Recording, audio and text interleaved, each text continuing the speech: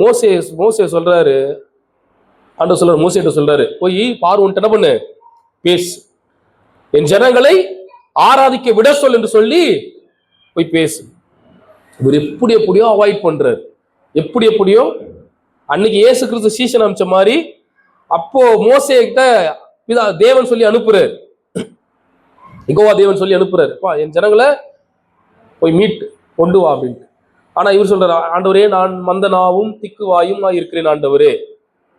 ரெண்டாவது சொல்றாரு, ஆண்டவரே நான் போனா என்னை ஏற்றுக்கொள்ள மாட்டாங்க ஆண்டவரே, நான் சொன்னா என்ன அக்செப்ட் பண்ண மாட்டாங்க ஆண்டவரே. பயங்கரமா என்ன பண்றாரு, அப்படியே ரிஜெக்ட் பண்ணிட்டே இருக்கிறாரு. ஆண்டோடைய கட்டளையை மீறி மீறி நடந்துட்டே இருக்க. ஒரு பீரியட் ஆண்டவர் பார்த்தாரு, நீ எனக்கு பயன்படாத, நீ என்ன பண்ண தேவையில்ல, இந்த பூமியில வாழணும்னு அவசியம் இல்லைன்னு ஆண்டவரே என்ன பண்றாரு, மோசேய வசனம் இருக்கு, கொல்ல பார்த்தாராம்.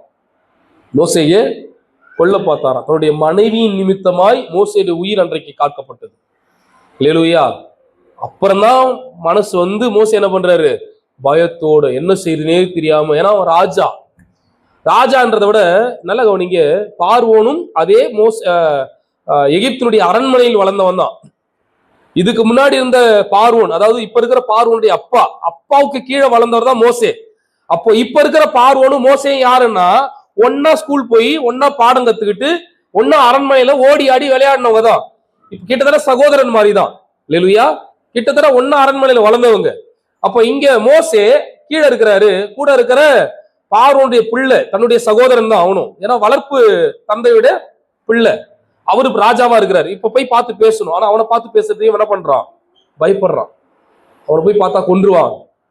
ஏற்கனவே நான் கொலை செஞ்சுட்டு தானே பண்ணிக்கிறேன், ஓடி ஒழிச்சிட்டு இருந்தேன், என்ன போய் அவன்கிட்ட போய் பேச சொல்றீங்க அப்படின்னு. ஆனா ஆண்டவர் சொல்ற, போய் பேசு அப்படின்றாரு, போய் பேசு. இவன் சொன்னவனே பார்வன் விட்டுட்டானா என்ன, 10 முறை விடுறேன்னுவா, இல்ல முடியாது. கடைசியில விட்டதுக்கு அப்புறம் கூட அவனை துரத்தி வந்து பிடிக்கிறத நம்ம பார்க்க. இதுதான் பிசாசு. இது எதற்காக சொல்லப்படுதுன்னா, நீ ஒருவனுக்கு சுவிசேஷத்தை அறிவிக்கும் பொழுது, ஒருத்தவங்களுக்கு நீங்க ஆண்டோடைய நாமத்தை சொல்லும் பொழுது அப்படி விடுற மாதிரி இருக்கும், ஆனா விட மாட்டான் பிசாசு. இல்லையா, ஏதாவது ஒரு பிரச்சனையை போராட்டத்தை கொண்டு வந்து அவனை தன்னுடைய கண்ட்ரோல்லயே வச்சுக்கணும் தானே பண்ணுவான், போராடுவான். ஆனா உன் வேலை கடைசி வரைக்கும் போய் பேசு, போய் பேசு, போய் பேசு. நீ சொல்ல சொல்ல சொல்ல உன்னுடைய அதிகாரம் அதிகமாய் மாறும். அல்லேலூயா.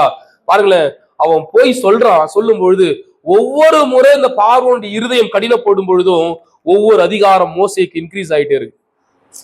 நான் சொல்றது யோசிச்சு பாருங்களேன். ஒவ்வொரு முறை பார்வோன் கடினப்படும் பொழுதும் இங்கே அவனை விட மோசே வல்லமையுள்ளவன் என்பதை காண்பிக்கும்படியாய் கர்த்தர் மோசேயை இன்னும் அதிகாரத்தோடு வல்லமையோடு கூட பயன்படுத்துவதை பார்க்கிறோம். இவர் சொல்றதெல்லாம் நடக்குது. இல்லையா, இவர் என்ன வாதையெல்லாம் சொல்றாரோ அந்த வாதெல்லாம் நடக்குது. அவனால ஒண்ணுமே பண்ண முடியல. அப்ப பாருங்க, ஆண்டவர் சொல்றாரு, உன்னை நான் பார்வோனுக்கு தேவனாக்கினேன், பார்வோனுக்கு மேல உன்னை கொண்டு போய் வைக்கிறேன். அப்போ எந்த அளவுக்கு பிசாசு உங்களை நிராகரிக்கிறானோ, உங்கள் கட்டவிழ்ப்பதற்கு தடையா இருக்கிறானோ, அவன் மேல ஆண்டவர் உங்களுக்கு அதிகாரத்தை கொடுத்து கொடுத்து ஒரு பீரியட்ல அவனை தூக்கி அவன் தலையை நசுக்கி அவனை உன் காலு கீழே மண்டியிட வைப்பதற்கு ஆண்டவர் ஆயத்தமா இருக்கிறார். ஆனா செய்ய வேண்டியதெல்லாம் ஒன்னே ஒண்ணுதான், நாம போயிட்டு என்ன பண்ணணும், ஆண்டவருக்காக பேசணும். இப்படிப்பட்ட கழுதைகள், இப்படிப்பட்ட ஜனங்கள் இன்னைக்கு பாரத்தோடு கூட, நுகத்தோடு கூட, தற்கொலை எண்ணங்களோடு கூட, வாழ்க்கையில கடினப்பட்டவர்களாய் போராடி கொண்டிருக்கிறவர்களாய், வாழ்க்கை எப்படி வாழணும்னு தெரியாம, எது வாழ்க்கைன்னு தெரியாம, எது ஆசீர்வாதம் தெரியாம, தன்னுடைய வாழ்க்கையில ஒவ்வொரு நாளும் நொந்து கொண்டிருக்கிற அநேக ஜனங்கள் உண்டு. அல்லேலூயா, ஆமென் சொல்லுங்களேன். இப்படிப்பட்ட கட்டப்பட்ட ஜனங்களை அவருடைய பிடியிலிருந்து மீட்பதற்காக ஆண்டவர் உங்களை ஏற்கனவே முன்னறிந்து தெரிந்து கொண்டு நம்முடைய சார்பில் ஆண்டவர் வைத்திருக்கிறார். அல்லேலூயா. இந்த குருத்தோலை ஞாயிறுடைய செய்தியே தான். நீங்க போங்க, ஆமென் சொல்லுங்களேன், நீங்க போங்க, காண்பீர்கள், அவிழ்த்து கொண்டு வாருங்கள். அல்லேலூயா. முதல்ல என்ன பண்ணணும், போகணும். ரெண்டாவது பார்க்கணும். எதை பார்க்கணும், எதை பார்க்கணும், எங்க போகணும், எங்க போகணும், எதிரே இருக்கிற கிராமத்துக்கு போங்கள். எங்கேயோ போயிடாதீங்க, உங்க வீடு தான் உங்க எதிரே இருக்கிற கிராமம். அல்லேலூயா.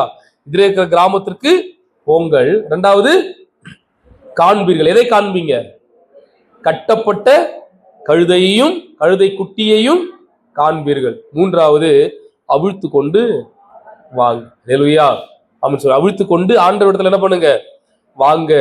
அந்த கழுதை குட்டி உன்னோடு கூட வரும் என்று சொன்னால் அதனுடைய மதிப்பு உயர்ந்ததாய் மாறும். அந்த கழுதை குட்டி உன்னோடு கூட வரும் என்று சொன்னால் அது இதுவரைக்கும் சந்தித்திராத மேன்மையும் நன்மையும் ஆசீர்வாதத்தையும் அந்த கழுதினால பெற்றுக்கொள்ள முடியும். அல்லேலூயா.